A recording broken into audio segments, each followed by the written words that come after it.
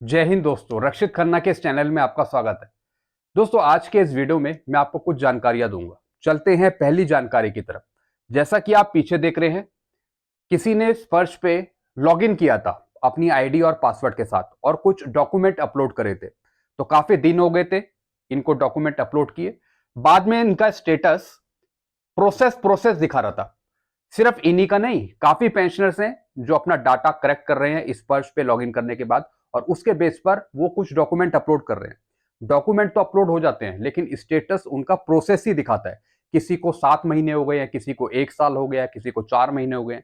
उनका स्टेटस जो है वो प्रोसेस ही दिखाता है, डन नहीं दिखाता, कंप्लीट नहीं दिखाता। तो पूछते भी है पेंशनर्स, सर हमें क्या करना पड़ेगा? दोस्तों, मैंने भी कई पेंशनर्स के डाटा करेक्ट कर रहे हैं स्पर्श पे लॉगिन करने के बाद, कुछ डॉक्यूमेंट भी अपलोड किए, लेकिन मेरा भी जो स्टेटस है वो प्रोसेस ही दिखा रहा है। लेकिन जो मैंने रिक्वेस्ट डाली थी, जो मैंने करेक्ट करने के लिए डाटा दिया था, वो करेक्ट हो चुका है, लेकिन जो स्टेटस है वो प्रोसेस ही दिखा रहा है। जैसे मैंने किसी पेंशनर का डेट ऑफ एनरोलमेंट ठीक किया था, वाइफ का डेट ऑफ बर्थ करेक्ट किया था, कुछ और भी गलतियां थी वो भी करेक्ट करी थी। उसके बेस पर मैंने आधार कार्ड की कॉपी अपलोड करी थी, कुछ डॉक्यूमेंट अपलोड करे थे। वो सारी चीजें कंप्लीट हो चुकी हैं, लेकिन जो स्टेटस है वो प्रोसेस ही दिखा रहा है। जैसे ये दिखा रहा है प्रोसेस प्रोसेस प्रोसेस, लेकिन जब मैंने पीपीओ चेक किया उसमें डाटा करेक्ट हो चुका है। दोस्तों, ये टेक्निकली एरर हो सकता है स्पर्श की तरफ से, यानी आपका डाटा करेक्ट हो गया हो लेकिन स्टेटस जो है वो प्रोसेस ही दिखा रहा हो। बाद में कुछ टाइम बाद जब ये टेक्निकली दिक्कत खत्म हो जाएगी तो ये ऑटोमेटिकली कंप्लीट हो जाएगा। तो इसमें पेंशनर्स को चिंता करने की जरूरत नहीं है। जो आपका डाटा है वो हो सकता है कि ऑटोमेटिकली करेक्ट हो गया हो, लेकिन स्टेटस अभी भी पेंडिंग दिखा रहा हो या प्रोसेस दिखा रहा हो, तो वो ऑटोमेटिकली डन हो जाएगा आगे। तो दोस्तों, एक तो ये इंफॉर्मेशन दी, आगे समझते हैं। दोस्तों, एक लेटर लिखा गया था इंद्रजीत सिंह जी के द्वारा, और ये भेजा गया था हमारे डिफेंस मिनिस्टर जी को, राजनाथ सिंह जी को। ये भेजा था इन्होंने 9 मई 2023 को। क्या लिखा था लेटर में? इन्होंने लिखा था कि जेसीओ जवान की जो समस्या है वन रैंक वन पेंशन को लेकर, उसको यहां पे सुधार करा जाए भारत सरकार के द्वारा। जैसा कि इसमें लिखा है, जो एनोमोलीज हैं, जो प्रॉब्लम्स है, उनको दूर किया जाए। लेकिन दोस्तों, इस लेटर का जवाब आ चुका है, और इस लेटर का जवाब आया है 18 मई को। यानी 9 मई में राव इंद्रजीत सिंह जी ने भेजा था लेटर, और उसका जवाब आया 18 मई में। और यह दिया है जवाब डिफेंस मिनिस्टर राजनाथ सिंह जी ने।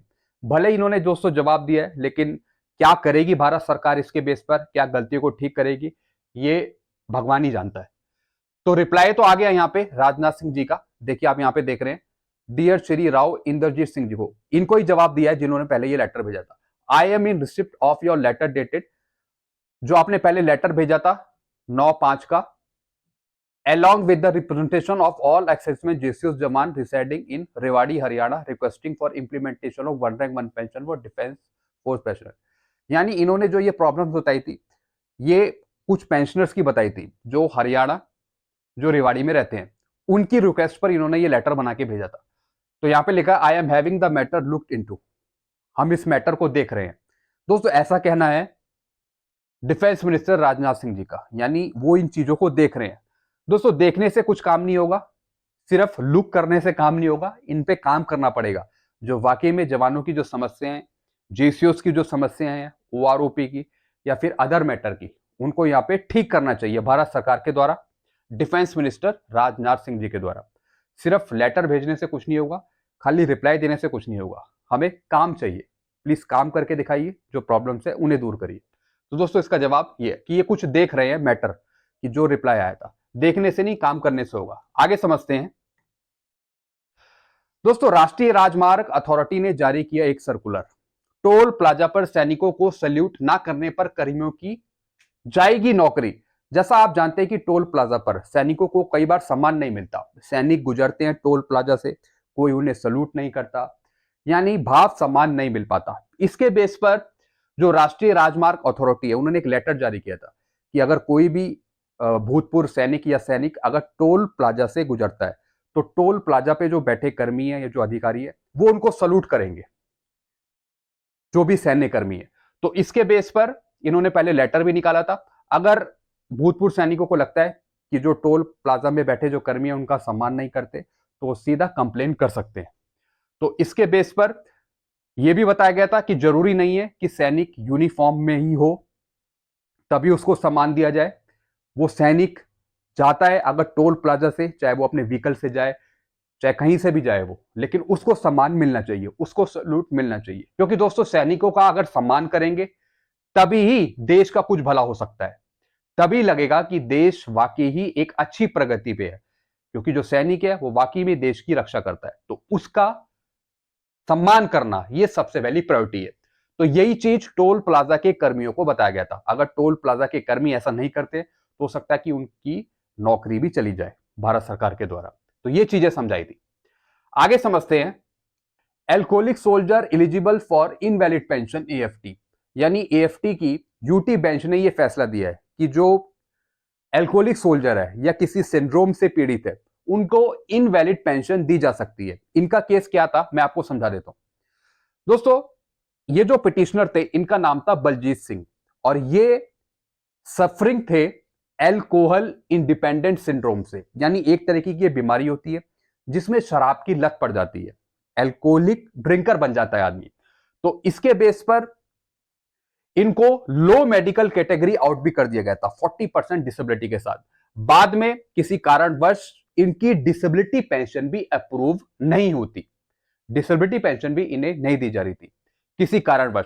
बाद में इन्होंने अप्रोच किया एएफटी 2022 में, जिसके बाद इन्होंने कुछ डॉक्यूमेंट सबमिट करे, और बाद में जो हाई कमांड था उन्होंने ये माना कि ये जो सिंड्रोम है ये हो सकता है, क्योंकि जवान की कुछ ऐसी कंडीशन रहती है, हाई डिप्रेशन रहता है, वो ऐसी जगह जाते हैं जहां पे उनको काफी दिक्कत होती है। तो इस चीज को देखते हुए जो जवान है वो एल्कोहलिक हो सकता है, शराब से पीड़ित हो सकता है, इसमें कोई बुराई नहीं है। तो इस बेस पर यह माना एएफटी के द्वारा कि इनको इनवैलिड पेंशन दी जा सकती है। क्योंकि दोस्तों जो चाहे जवान हो चाहे कोई सा भी सैनिक हो, उसके साथ कुछ ऐसी कंडीशंस हैं जिसके बेस पर उसे एल्कोहलिक होना पड़ता है।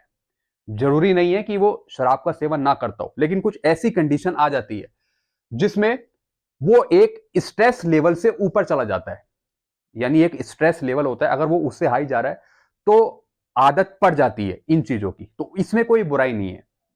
आगे क्या लिखा है, accounted is posting and alcoholic dependency was due to posting in combat areas. कुछ एरियाज ऐसे होते हैं जिसमें काउंटर इंश्योरेंस ऑपरेशनल चीजें ऐसी होती हैं, कुछ ऐसी चीजें होती हैं जिसमें इन चीजों का सेवन करना पड़ जाता है माइंड को दुरुस्त रखने के लिए, स्ट्रेस से बचने के लिए। तो इसके बेस पर इनवैलिड पेंशन दी जाती है एएफटी के द्वारा, ऐसा यह निर्णय था। आगे समझते हैं दोस्तों, एक ये वीडियो है जो काफी शेयर हो रहा है। इसमें आप जानते हैं कि हैं कपिल फौजी जी, जो काफी समय से भूतपूर्व सैनिकों को लेकर 20 फरवरी से दिल्ली के जंतर मंतर पे आंदोलन कर रहे थे, चाहे वो ओआरओपी 2 से रिलेटेड हो, चाहे वो इक्वल एमएसपी से रिलेटेड हो, चाहे वो डिसेबिलिटी से रिलेटेड हो, मतलब जो पूर्व सैनिकों की जो समस्याएं हैं उनको लेकर आवाज उठा रहे थे दिल्ली के जंतर मंतर से। लेकिन दोस्तों ये वीडियो देखने में आया है कि इसमें कुछ विवाद हो गया है पूर्व सैनिकों में। पहले मैं आपको ये दिखा देता हूं इस वीडियो में, आप भी देखिए।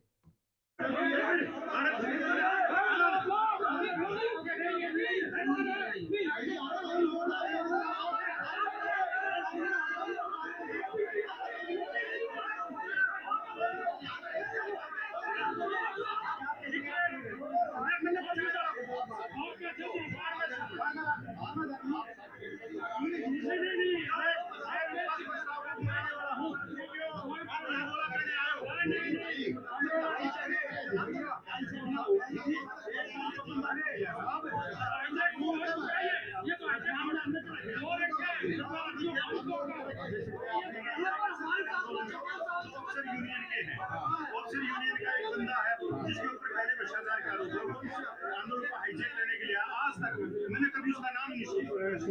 संघर्ष करते हुए पूरे मैंने आज 9.5 साल हो गए, कभी उसका संघर्ष में कोई नाम नहीं है। और ये सही है यहाँ पे मतलब झगड़ा करके इसको हाईजैक, पर हाईजैक ना हो, ये हाईजैक होने वाला है। हाँ, वो रोक दिया ना,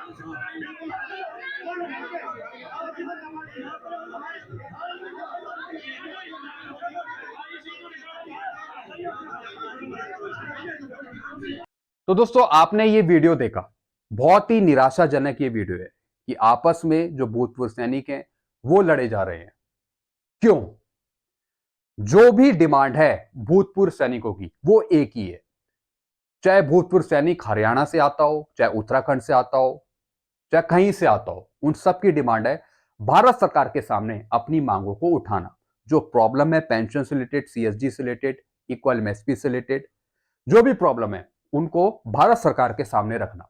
भले ही वो दिल्ली के जंतर मंतर से रख रहे हो, हरियाणा से रख रहे हो, पंजाब से रख रहे हो, दिल्ली से रख रहे हो, कहीं से भी रख रहे हो, मकसद एक ही है कि भारत सरकार के सामने एकजुट होकर प्रदर्शन करना, एकजुट होकर मांग पत्र लिखना। इन चीजों का भारत सरकार पे क्या प्रभाव पड़ेगा आप समझ सकते हैं, क्योंकि ये वीडियो हर एक जगह वायरल है। जो मिनिस्टर्स लोग हैं, जो भारत सरकार के लोग हैं, वो भी देख रहे होंगे इस वीडियो को, वो यही कहते होंगे इनमें तो आपसी एकता ही नहीं है, तो हम इनकी बात क्या सुने, इनके तो अलग अलग विचार है। वो इस बात से आइडिया लगा सकते हैं। तो दोस्तों सबसे पहली बात है कि आपस में सब एक साथ हों, संगठित हों। भले ही ये युद्ध क्यों हुआ, क्यों लड़ाई हुई, इससे हमें कोई लेना देना नहीं है। आप दिल्ली के जंतर मंतर पे आ रहे हैं, चाहे कोई भी आ रहा हो, आप सब एक संगठित होइए, अपनी एकता बनाइए। एक होकर ही आप अपनी मांगे उठा सकते हैं भारत सरकार के सामने। अगर आप इन चीजों का प्रदर्शन करेंगे, इन चीजों को दिखाएंगे, वो भी सोशल मीडिया पे जो हर एक जगह सर्कुलेट हो रही हो, तो दोस्तों भारत सरकार पे इसका क्या प्रभाव पड़ेगा? क्या इन चीजों से आपकी मांगों को पूरा किया जा सकेगा? आपकी बातें सुनी जाएंगी? ये सबसे बड़ा सवाल खड़ा करता है। तो इन चीजों से बचना चाहिए और जो ये चीजें हो रही हैं ये बंद होनी चाहिए। आप अपनी मांगे उठाइए, कहीं भी जाएं संगठित होकर जाएं, क्योंकि सबकी मांगे एक ही हैं। चाहे मेरी मांग हो, चाहे दिल्ली के पूर्व सैनिकों की मांग हो, चाहे वो हरियाणा के पूर्व सैनिकों की मांग हो, यानी दुनिया के कोई से भी भूतपूर्व सैनिकों, उन सबकी एक ही मांग है। वो है भारत सरकार के सामने सही ढंग से अपनी मांग पहुंचाना, बिना लड़ाई झगड़ा किए। ये है सही मांग। तो दोस्तों जो भी ये चीज हो रही है, गलत चीजें हो रही है, ये बिल्कुल भी नहीं होनी चाहिए, मेरा ऐसा मानना है। आपके क्या विचार है आप नीचे मुझे कमेंट करके लिख सकते हैं। वीडियो आपको अच्छा लगता है, वीडियो को लाइक करें और दोस्तों चैनल को सब्सक्राइब कर सकते हैं। Thank you so much.